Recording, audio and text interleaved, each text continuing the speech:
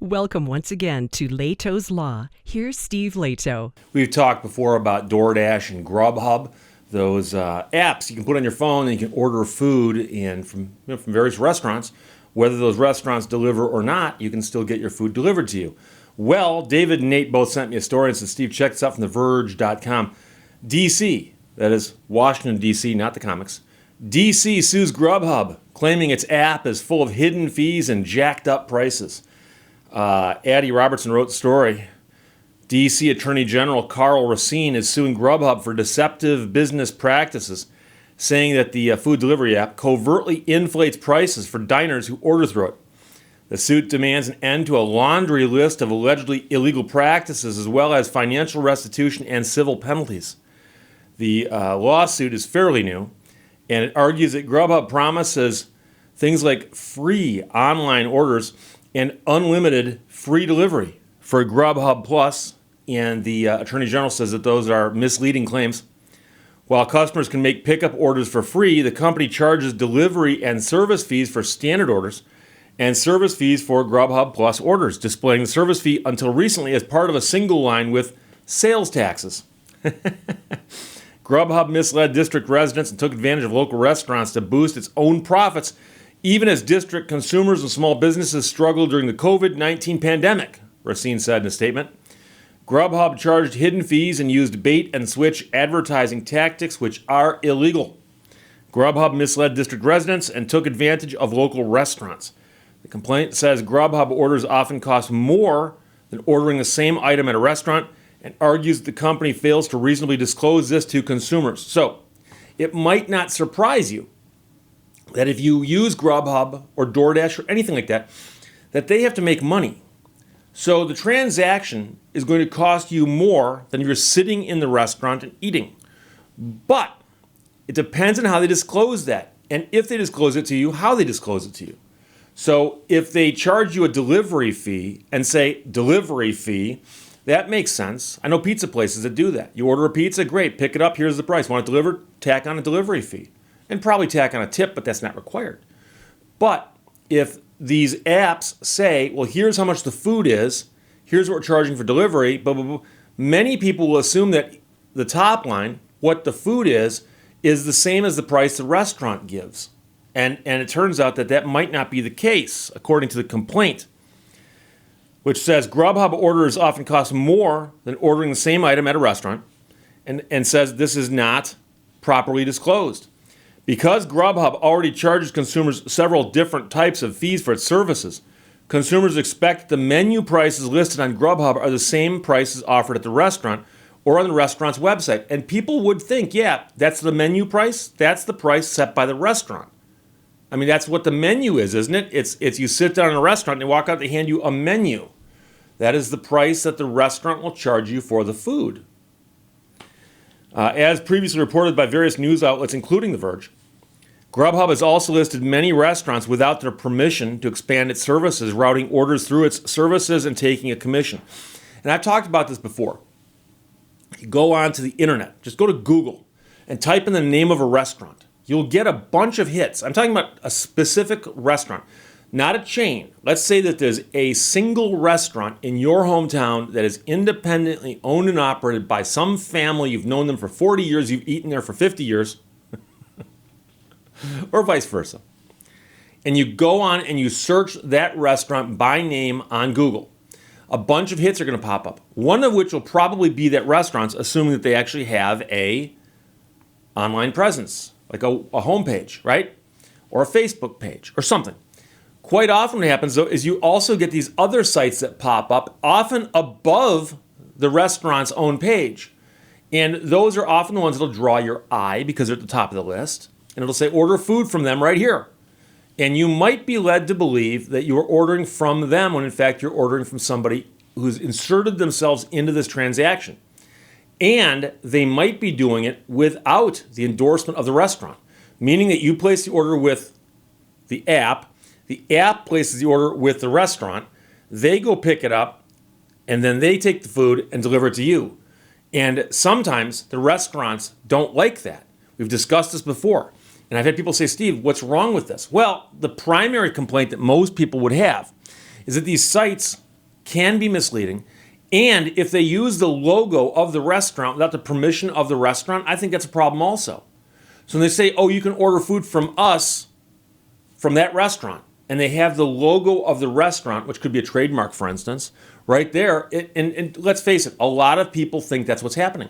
And I can tell you that where I live, if I type Hungry Howie's, Hungry Howie's, which is a restaurant chain, if I type that into Google, the top hit is not Hungry Howie's. Well, it's somebody who'll get me Hungry Howie's. They'll order it for me, go pick it up, and bring it to my place. Which is crazy, because Hungry Howie's obviously delivers. The complaint says it listed over 1,000 restaurants in D.C. that had no connection with the company, asserting that the unapproved listings often contained menu errors and resulted in orders that would take longer to fill, would be filled incorrectly, would be delivered cold, or be eventually canceled altogether. And the other problem I've mentioned before, because I've had people say, Steve, again, I'm not buying this trademark thing as being enough. So you go online and you type in the name of a restaurant, up pops one of these apps, you order the food, they order the food, they go get the food, bring it to you. The food's horrible. You call up the restaurant to complain, go, I just ordered food from you, it's bad. They go, what's your name? You tell them, they go, we don't know who you are. We've never dealt with you before. I just ordered this food, it came from your restaurant, it's in your packaging. What'd you order? You describe it to them, they go, we got that order through this third-party app. That wasn't us, that was them. Complain to them. They can complain to us. But of course, they're going to complain and say, well, we got this food, and by the time we delivered it to somebody, they were unhappy with it. Whose fault is that?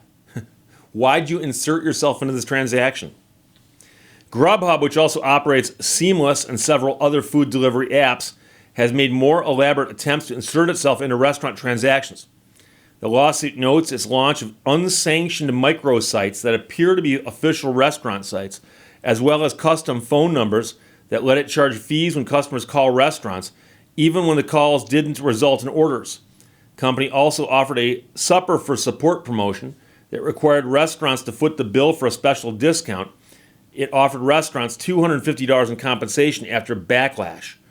Grubhub, meanwhile, insists it has not misrepresented its fees, and I suspect they've denied everything in the complaint because that's what you often do when you're defending a lawsuit. Grubhub indicated that it would fight the lawsuit and said many of its practices it describes are either appropriately disclosed or have been discontinued. Take your pick. Or both. During the past year, we've sought to engage in a constructive dialogue with the D.C. Attorney General's office to help them understand our business and to see if there were any areas for improvement, said Katie Norris, Director of Corporate Communications, in a statement to The Verge. We are disappointed that they have moved forward with this lawsuit because our practices have always complied with D.C. law. And in any event, many of the practices at issue have been discontinued. We will aggressively defend our business in court and look forward to continuing to serve D.C. restaurants and diners. And instead of getting a director of corporate communications involved, they might want to get an attorney involved and have an attorney sit down with somebody and go over the various consumer laws in D.C. I'm assuming that they probably got some form of Unfair and Deceptive Trade Practices Act, and they probably have, need to have somebody go over that section by section, because in Michigan, when we had one, a lot of that stuff would have affected these kinds of businesses. Grubhub's statement says the app no longer lists restaurants that haven't agreed to work with it, and it's retired its microsites and the Supper for Support program. It also includes disclosures in its terms of use, although moving forward, it will more prominently tell users that prices might be lower when ordering directly from the restaurant, and it will specify in marketing that only pickup orders are free. Grubhub has not misrepresented its fees, it says. Meanwhile, Grubhub is not the only delivery app charging higher fees that customers aren't necessarily aware of, nor is it the only one that's come under fire legally. Last year, Chicago sued both Grubhub and DoorDash on similar grounds, and it publicized an amended complaint last month. Conversely, Grubhub and other delivery app companies have sued cities for fee caps implemented during the COVID-19 pandemic, which the companies have called a legal overreach. So all kinds of people suing all kinds of other people. And the biggest problem I have with these is simply the stuff that can be deceptive. If somebody knows going in, I'm going to order food from this restaurant through Grubhub, who's going to order the food and get it to me, and I'm going to pay more for it that way because that's just the transaction I've chosen, I have no problem with that. It'd be kind of like if I had a neighbor kid and I flipped him $5 and said, go down the street here and get me food that I've ordered. And I order the food and I flip the kid some money, go get, there's nothing wrong with that. That's perfectly fine. But as with many complaints involving consumers, it's disclosures. It's making sure people know this stuff. And it's not clear to say, well, we buried it in this big long thing you clicked on when you loaded the app. And it's unclear how much of that actually got through to the consumer. And so I think some of the obvious stuff is, does it cost more? What are the fees? And are you endorsed by the restaurant? I think that's an important one. I think that if people think that I can go to Grubhub or DoorDash or somebody, and they've got an agreement with this restaurant to deliver their food, because I've heard of restaurants that have done that have teamed up with these companies and said, we didn't have delivery service, now we do. This is cool. If they let consumers believe that, it needs to be true. Otherwise, I think they should disclose and say, we are simply a third-party app. We have no relationship with this restaurant. It's the same relationship you've got. But for a matter of ease or just convenience, you can order through us and we'll deliver it for you because they don't have a delivery service. Now, I've heard of restaurants that do have delivery services who are upset that Grubhub is using their trademarks and logos and stuff and showing their menu without their permission. Sometimes the menu's outdated, for instance, things of that nature. So there are all kinds of problems here. And as you can imagine, a lot of the problems are growing pains because do you know how many restaurants there are in America? It's quite a few. And so if your goal is to put all of them into your app along with their name and address, but their entire menus, it's going to take a lot of work and mistakes will be made. There's no question. They cannot do that flawlessly. So it's going to happen where menus are wrong and orders are wrong and things are screwed up. And then people are going to call the restaurant and go, I just got bad food. Because they're going to say, no, not from us, you didn't. You got the bad food from Grubhub. So there you go. Interesting story. We'll see what happens in D.C. David and Nate, thanks for sending it from TheVerge.com. Addie Robertson. D.C. sues Grubhub, claiming its app is full of hidden fees and jacked up prices. Questions or comments, put them below. Let's talk to you later. Bye-bye. Thank you for watching Lehto's Law. Red meat is not bad for you. Now, blue-green meat, that's bad for you.